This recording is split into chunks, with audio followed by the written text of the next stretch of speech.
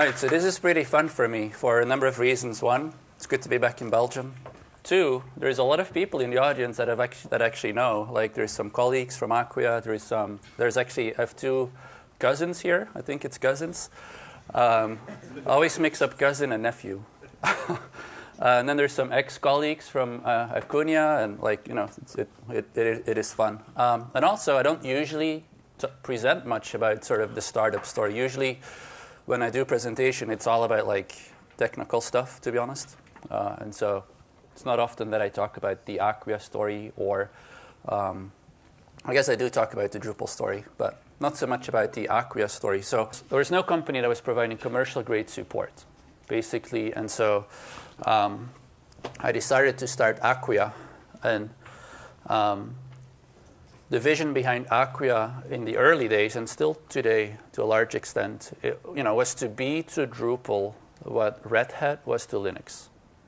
I don't know how many people know Red Hat, but and so we started out selling commercial-grade support, like 24/7 support, with very aggressive response times. And so if people had a problem, they could call up, and we would be there for them and stay with them until the problem was fixed, and which we did. And it's still today, it's where most of our revenue comes from. Basically, it's, large companies pay us money to make them successful with Drupal, and we will do whatever it takes to help them. The business model has been pretty scalable. 70% of our bookings are subscription-based, meaning we don't sell a one-time license. We sell a subscription.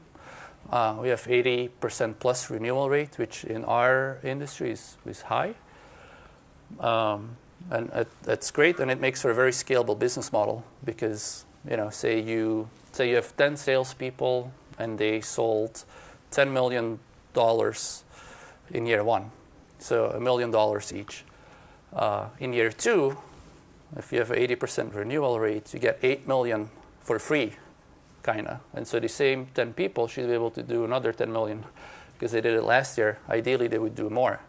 And so we can easily, like from year one to year two, you pretty much double with kind of the same team. And then as you get bigger and bigger, it starts to become really interesting. Like if you're a $100 million company, like you get $80 million for free. And so highly repeatable, highly scalable. And so I'm a big fan of subscription-based business models for that reason. To be honest, I was like, what will I do? I can either stay in academia, I could go work at a bank as a Java engineer or something, or I could start my own company. And I decided to start my own company, and nothing wrong with working in a bank, but it wasn't for me. But like my point is, what if I went to work for a bank, and I didn't start Aquia, and Drupal was still a hobby, versus me being able to turn my passion into my full-time job. I don't know what would have happened. It may have thrived, or it may not have. I'd like to believe that we've helped make an impact. So I think the last comment actually proved that this was successful. He doesn't have to sell it himself. The ecosystem sells it for this. Dries, I want to thank you for your inspiring presentation. I hope you had a fun moment. This is definitely a moment to give a warm applause for Dries. Thank you.